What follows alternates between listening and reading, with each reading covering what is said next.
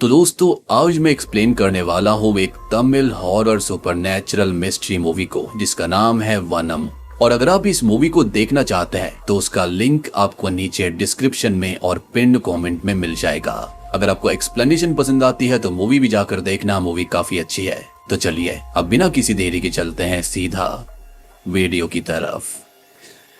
Movie शुरू होती है 1946 की बैक स्टोरी को दिखाते हुए, जहां पर हम सदर्न वैलीज की फेमस जगह सेरुमलाई साम्राज्य को देख पाते हैं, जहां का एक जमींदार वनिधरायन आर्ट का एक बहुत ही बड़ा प्रशंसक था और उसे एक पेंटर से एक जापानीज तांत्रिक द्वारा बनाए हुए एक जादुई माया मिरर के बारे में पता चलता है। और उस वक्त वो मिरर बर्मा में होता है और जब अंग्रेजों को उस मिरर के बारे में पता चला तो उन्होंने बर्मा पर आक्रमण कर दिया और उस मिरर पर कब्जा कर लिया, जिसके बाद बर्मा में रहने वाले तमिल लोगों को उनके ही गाँव से और उनकी जमीनों से निकाल दिया गया था। और ये खबर सुनते ही वनिधरायन वहाँ पर उस शीशे को लेने के लिए निकल गया। अब उसके लिए बहुत बड़ी बड़ी बोली लगी, लेकिन वो मिरर वनिधरायन को मिल चुका था। उसके पास पैसों की कोई कमी नहीं थी। अब उस मिरर के अंदर ऐसी क्या खास बात थी ये किसी को नहीं पता, लेकिन उसके अंदर कुछ तो जरूर खास था। एनीवेज अब मूवी आ जाती है 2018 में, जहां पर हम कुछ पेंटर्स को देख पाते हैं जो कि हॉस्टल के रूम्स को पेंट कर रहे थे। उनमें से एक कहता है कि वो वहीं पर रहकर काम करेगा और बाकी लोग वहां से चले जाते हैं।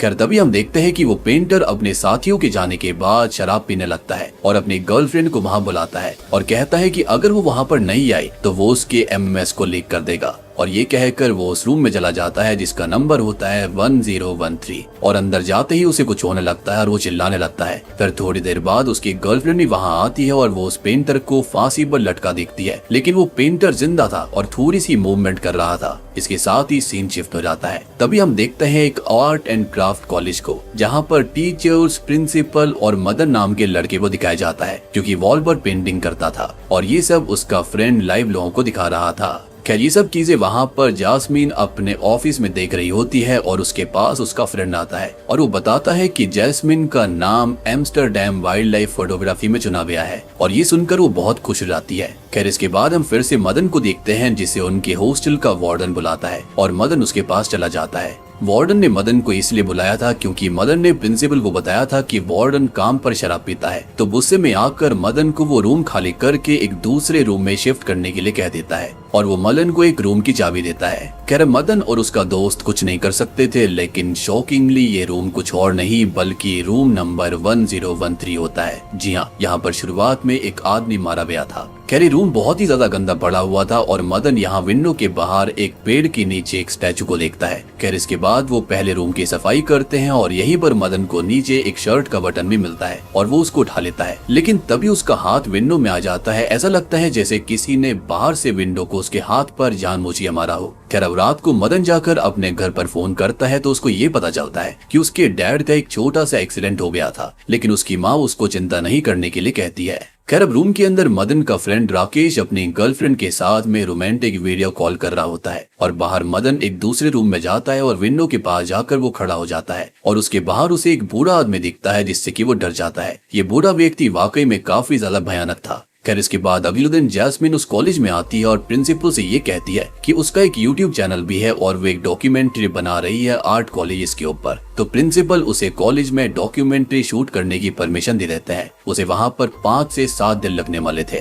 खैर जैस्मिन मदन से भी मिलने के लिए कहती है क्योंकि उसे मदन का काम बहुत पसंद आया था। अब देखो हमारे प्रिंसिपल साहब भी एंटीक्स कलेक्ट करने के शौकीन थे और इन्हें मॉडर्न चीजें पसंद नहीं आती, लेकिन एक ऐसी चीज है जो कि इनको काफी पसंद है, जो कि है बॉबल कीबोर्ड। जी हाँ, जिसको उन्होंने डिस्क्रिप्शन में दिए हुए लिंक से डाउनलोड किया। आप भी जाकर डाउनलोड कर लो और ये प्ले स्टोर पर भी मिल जाएगा। तो बॉबल कीबोर्ड हमारे नॉर्मल कीबोर्ड से काफी बढ़िया और मॉडर्न एंटीक है, लेकिन वो कैसे? तो इसके अंदर आपको 3D एनिमेटेड इमोजीज मिलते हैं और आपका बोरिंग इमोजीज भेजकर मन भर गया होगा, लेकिन हाँ देखो कितने बढ़िया 3D एनिमेटेड इमोजीज अवेलेबल हैं। अब देखो जैसे हम कुछ भी लिखते हैं तो वो नॉर्मल टेक्स्ट की तरह जाता है, लेकिन इसके अंदर ये ऑटोमेटिकली ही कलरफुल टेक्स्ट स्टिकर्स के अंदर चेंज हो जाता है, जो कि काफी कूल लगता है। साथ ही साथ मोबाइल कीबोर्ड के अंदर आपको मिलते हैं इनबिल्ट मीम्स और GIF, यानी कि कहीं और से डाउनलोड करने की टेंशन ही खत्म है। और सबसे बढ़िया है यहाँ पर बॉबलेट, जहाँ पर आप अपने ही फेस को एज अ स्टिकर बनाकर सेंड कर सकते हो और सभी देखकर ये कहेंगे कि ये कैसे कर दिया, जो कि काफी बढ़िया लगता है। साथ ही साथ यहाँ पर डिफरेंट तरह के फॉन्ट्स, जोक्स, शायरी और थीम्स के ऑप्शंस भी हैं, तो काफी बढ़िया बात है। इसके साथ साथ आपको और भी सारी चीजें मिलेंगी जिनको एक्सप्लोर करने के लिए अभी डाउनलोड कीजिए मोबाइल कीबोर्ड को, link is in the description. तो चलिए अब वीडियो पर वापस आते हैं।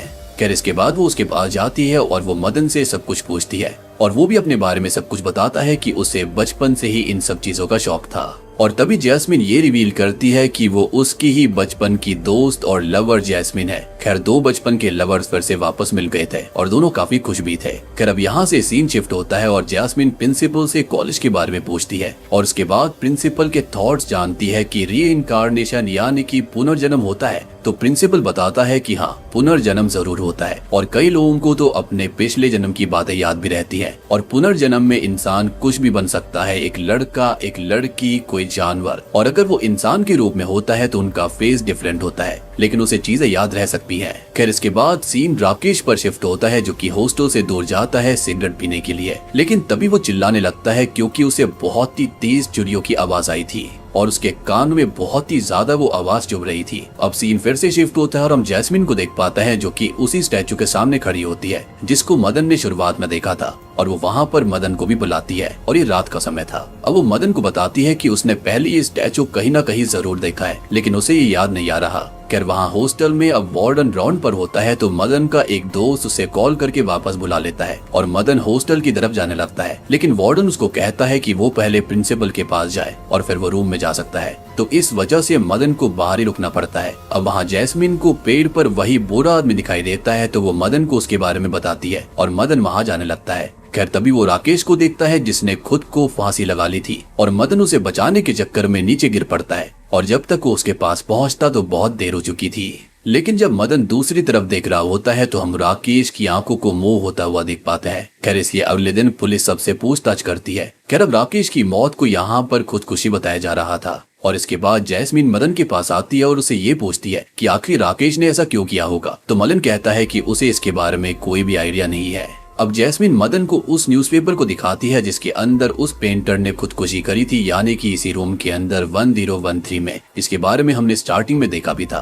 खैर मदन कहता है कि उस रूम में कुछ तो दिक्कत है, यानी कि जिस रूम में वो और राकेश थे उसे स्टार्टिंग से ही वहाँ पर कुछ अजीब सी चीजें महसूस हो रही थी और अपने फ्लैशबैक के बारे में सब कुछ उसे बताता है। खैर इसके बाद में मदन वार्डन के पास जाता है और वो उससे रूम चेंज करने के लिए कहता है। उसका कहना था कि वो वहाँ पर सेफ फील नहीं करता, लेकिन गुस्से में आकर वो मदन को ही थप्पड़ मार देता है। अब मदन उस रूम के बाहर डू नॉट एंटर का एक नोट लगा देता है ताकि किसी और की जान ना जाए। एनीवेज अब मदन जैस्मिन के साथ एक लाइब्रेरी में जाता है जहाँ पर उनको कुछ इन्फॉर्मेशन मिल सकती थी। वो वहाँ जाकर न्यूज़पेपर्स के अंदर कुछ काम का ढूंढने लगता है। अब उन्हें वहाँ पर एक न्यूज़पेपर के अंदर ये पता चलता है कि उस पेंटर की खुदकुशी करने के बाद उस केस को क्लोज कर दिया गया था और फिर कोई भी न्यूज नहीं आई। तो वो दोनों पहले की न्यूज़पेपर ढूंढने लगता है। अब मदन एक शेल्फ पर चेक कर रहा होता है तो ऊपर से एक किताब नीचे गिरती है तो उसके अंदर एक तितली की पिक्चर वो नोटिस करता है और ऐसी ही सेम तितली उसको दिखाई दी थी जब राकेश ने खुदकुशी करी थी।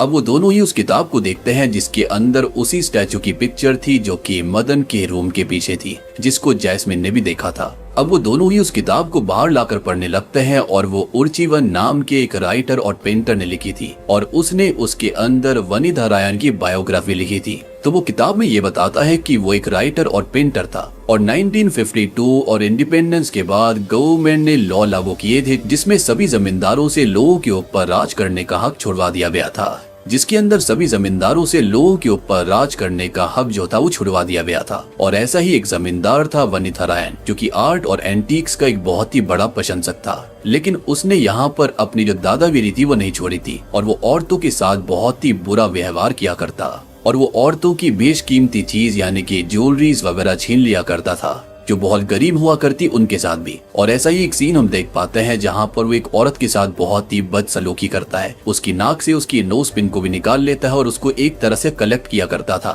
और उनको छूकर उसे काफी अच्छा महसूस होता। असल में पहले उर्जीवन को ये लगा करता था कि वनिथरायन एक काफी अच्छा आदमी है, लेकिन जैसे जैसे वो उसके साथ रहने लगा, उसकी बायोग्राफी के बारे में बहुत सारी चीजें देखने लगा, तो उसको पता चला कि उसका एक बहुत ही दरिंदों वाला रूप भी है। खैर गाँव के लोगों से और औरतों से उसको ये पता चलता है कि वनिथरायन औरतों के साथ इसलिए ऐसा व्यवहार करता है क्योंकि वो एक नामर्द है और उसे औरतों के साथ ऐसा सलूक करके काफी मजा आता है। अब इसके बाद में उर्जीवन वनिथरायन की आर्ट कलेक्शन देखने जाता है और वहाँ पर उसे वनिथरायन का एक आदमी रोक लेता है, लेकिन उर्जीवन ये कहता है कि वनिथरायन ने उसको सारी सुविधाएं और अधिकार दिए हैं, वो कहीं भी जा सकता है। अब वो आदमी उसको अंदर जाने देता है, लेकिन जाने से पहले उर्जीवन उससे ये पूछता है कि वहाँ पर अंदर ऐसा क्या है जिसके चलते वनिथरायन किसी को अंदर नहीं जाने देता। तो वो आदमी ये बताता है कि अंदर एक माया आईना है जो कि बर्मा से आया था। उसका ये कहना था कि उसको देखते ही लोगों को अपना पिछला जन्म दिखाई देता है कि वो क्या थे।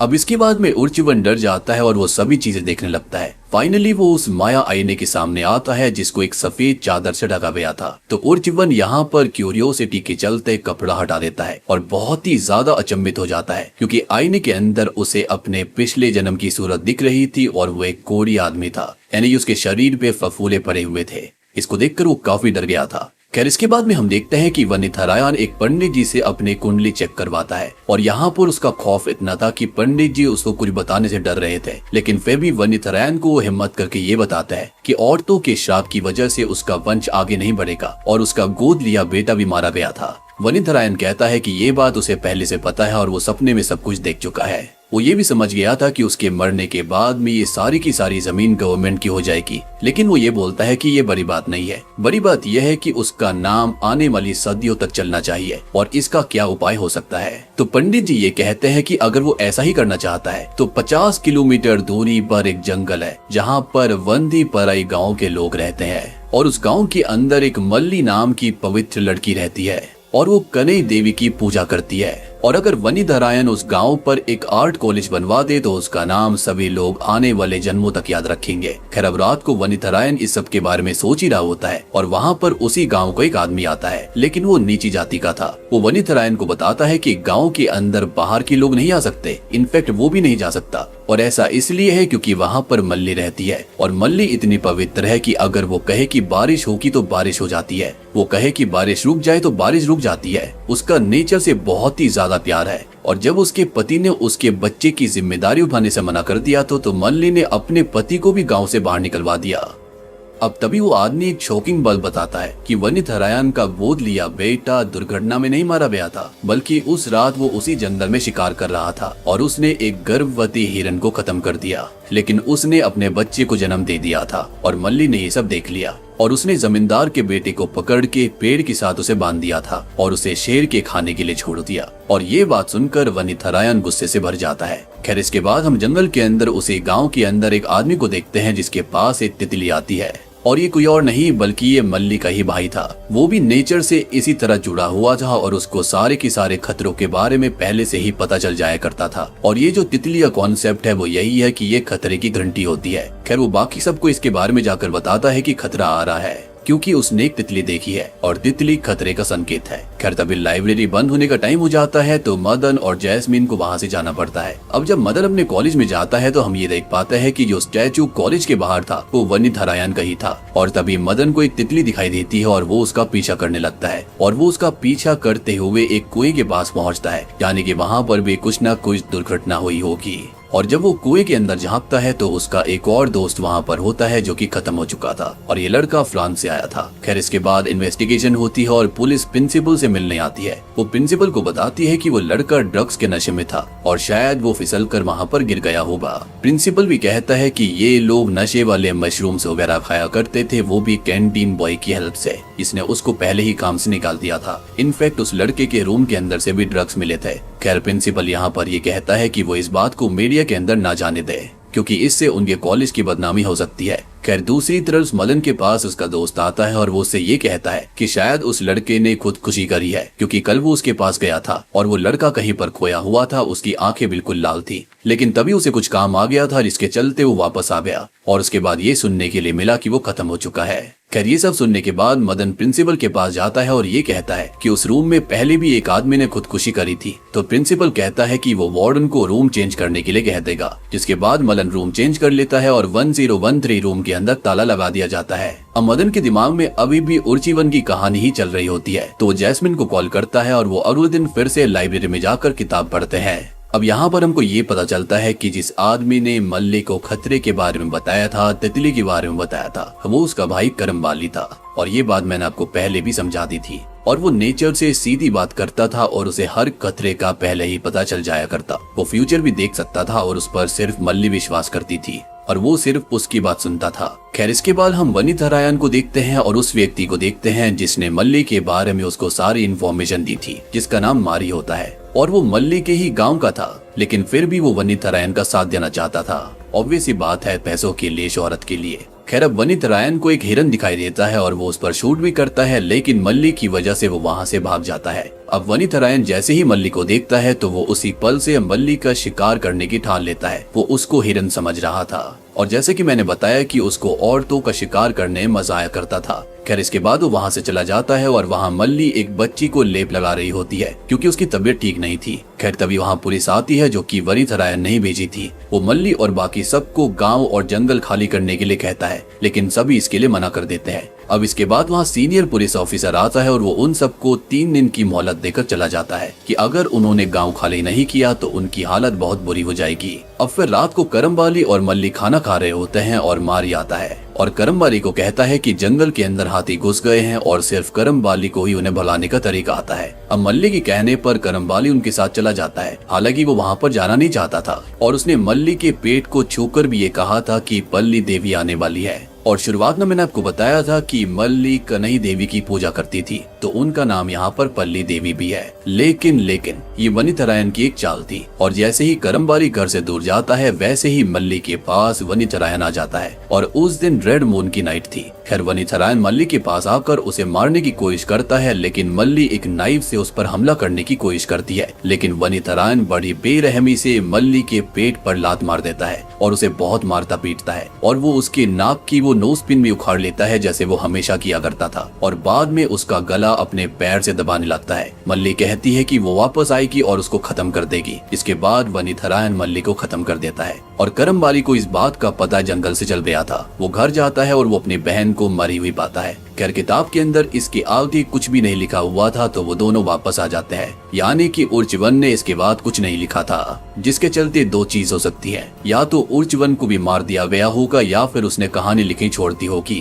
खैर अब घर पर जैस्मिन को एक आइडिया आता है और वो क्यूरियस होकर उर्चवन के बारे में पता लगाना चाहती थी। तो उसको याद आता है कि उसने काफी सारे तमिल राइटर्स के इंटरव्यूज लिए हैं, तो वो उनमें से एक को कॉल करती है और इससे उसको पता चलता है कि उर्चवन अभी भी जिंदा है और उसका असली नाम कुछ और था और उसे उसका एड्रेस भी मिल जाता है। अब वहाँ हॉस्टल में मदन चोरी से वार्डन के ऑफिस से रूम नंबर 1013 की कीज चुराता है और अंदर चला जाता है और अंदर जाते ही डोर ऑटोमेटिकली बंद हो जाता है और मदन खुद को फांसी लगाता हुआ देख पाता है, यानी कि वो खुद को खत्म होते हुए देख रहा था। अचानक से वो चिल्लाने लगता है, लेकिन बाहर आवाज तक नहीं जाती। तो बाहर वो अपना फोन एक स्टूडेंट की ओर फेंक देता है और वो स्टूडेंट आकर डोर ओपन करता है, जिसके बाद वो जैस्मिन का टेक्स्ट देखता है और वो दोनों ही अगले दिन उर्चवन के घर निकल जाते हैं और उर्चवन वनिथरायन का नाम सुनते ही उनसे बात करने से इनकार कर देता है, लेकिन वो कहते हैं कि उनके हॉस्टल में बहुत सारी घटनाएं घट रही है और उन्हें किताब की बाकी स्टोरी जाननी है। तो उर्चवन उनको कहानी सुनाता है कि जब मल्ली की मौत हो गई थी तो गांव के लोगों ने वहां पर उसकी समाधि बनाई और करमवाली जंगल में रहने अकेले चला गया था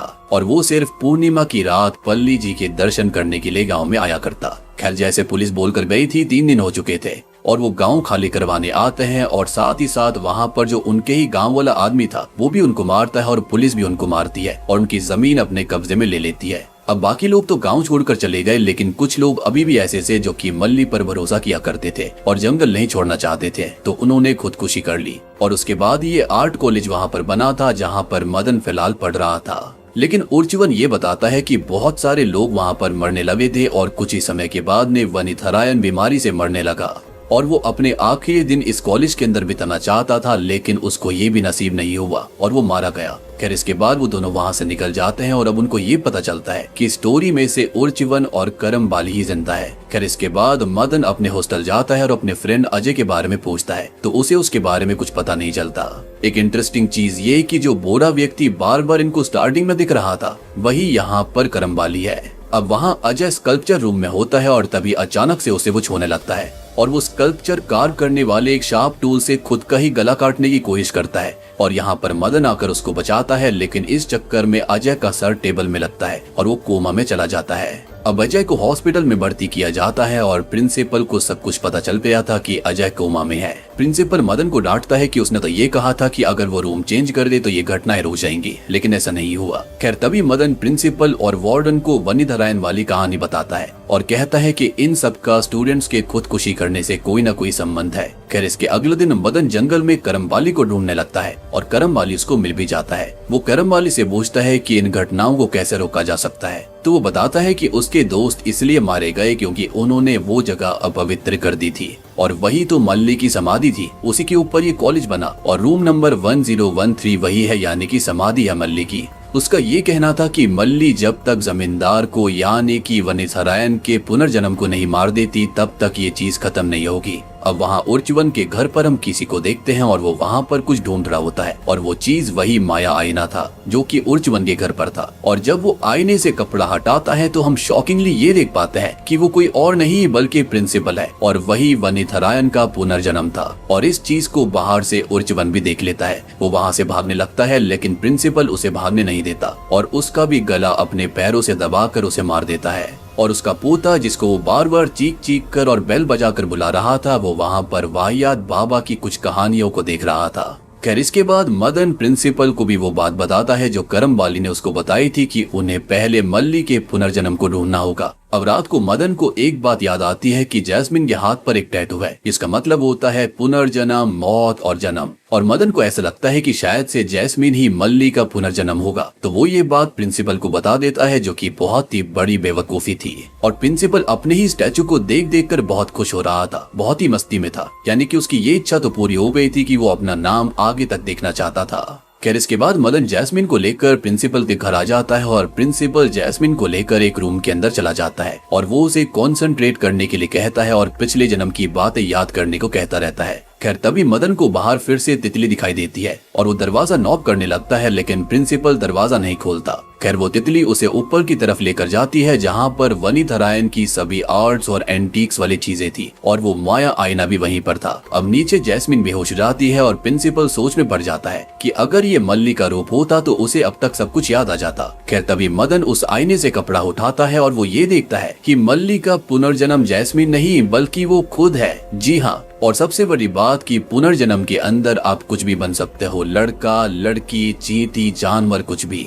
और मदन ही मल्ली का पुनर्जन्म था। इस बात को ऐसे पता कर सकते हैं कि स्टार्टिंग में वो बहुत ही ज्यादा जानवरों से प्यार किया करता था, उसे नेचर से काफी ज्यादा प्यार था। एनीवेज अब प्रिंसिपल ऊपर आता है और उसको पता चल चुका था कि मदन ही मल्ली का पुनर्जन्म है और मदन को भी पता चल गया था कि प्रिंसिपल ही वनिधरायन है। अब प्रिंसिपल मदन को बहुत मारता है और आईने के अंदर हम ये देख पाते हैं कि वनिधरायन मल्ली को मार रहा है, जो कि मेरे ख्याल से काफी इंटरेस्टिंग सीन्स होते हैं। खैर फिर मदन के अंदर जो मल्ली है यानी कि उसका पुनर्जन्म की जो यादें होती है वो उसको उठकर वनिधरायन को खत्म करने के लिए कहती है। तो यहाँ पर मदन उठकर प्रिंसिपल को मारने लगता है और जो कमजोरी पिछले जन्म में उसके साथ थी यानी कि वो एक फीमेल थी, साथ ही साथ प्रेग्नेंट भी थी, तो ऑब्वियस ही बात है यहाँ पर थोड़ा बहुत फर्क पड़ता है स्ट्रेंथ का। लेकिन इस जन्म में ऐसा कुछ नहीं था, वो एक लड़का बनता है तो वो उठकर वनिधरायन को उसकी ही तलवार से खत्म कर देता है और इसी सेम सीन को हम आईने के अंदर भी देख पाते हैं। अब मल्ली इस चीज को देखकर काफी खुश होती है, यानी कि जो पुनर्जन्म की यादें थी वो बहुत ही खुश थी कि फाइनली उसने अपना बदला पूरा कर लिया।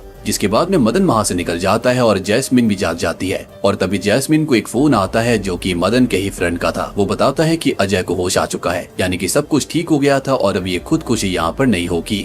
अब इसके बाद हम मूवी के एंडिंग में मल्ली को जंगल के अंदर देख पाते हैं, या फिर ये कहे कि वो मल्ली की जगह मदन होगा और वो बहुत ही ज्यादा खुश थी या फिर वो बहुत ही ज्यादा खुश था क्योंकि ये जंगल बच गया था और एक हैवान से भी इस पूरे के पूरे कॉलेज को राहत मिल चुकी थी। और मुझे तो ये लगता है कि पक्का वो टीचर्स को और लेडीज को बहुत ही ज्यादा हैरेस करता होगा, लेकिन अल्टीमेटली यहाँ पर सच्चाई की जीत हो गई और बूम, इसी के साथ में वनम मूवी यहीं पर खत्म हो जाती है। तो दोस्तों ये थी वनम फिल्म की कहानी। उम्मीद करता हूँ कि आपको पसंद आई होगी। मुझे तो स्टोरी काफी इंटरेस्टिंग लगी, मूवी भी काफी इंटरेस्टिंग है। मानता हूँ कि हाँ, एंडिंग थोड़ी सी और अच्छी हो सकती थी, कुछ और चीजें ऐड करी जा सकती थी, लेकिन फिर भी मूवी अच्छी है। उम्मीद करता हूँ कि आपको अच्छी लगी होगी। अच्छी लगी है तो वीडियो को लाइक कर देना, चैनल के ऊपर नए हैं तो सब्सक्राइब कर लीजिए और अपनी ओपिनियन कमेंट सेक्शन में जरूर बताना। तो मैं आप सबको मिलता हूँ अगली वीडियो के साथ में, तब तक के लिए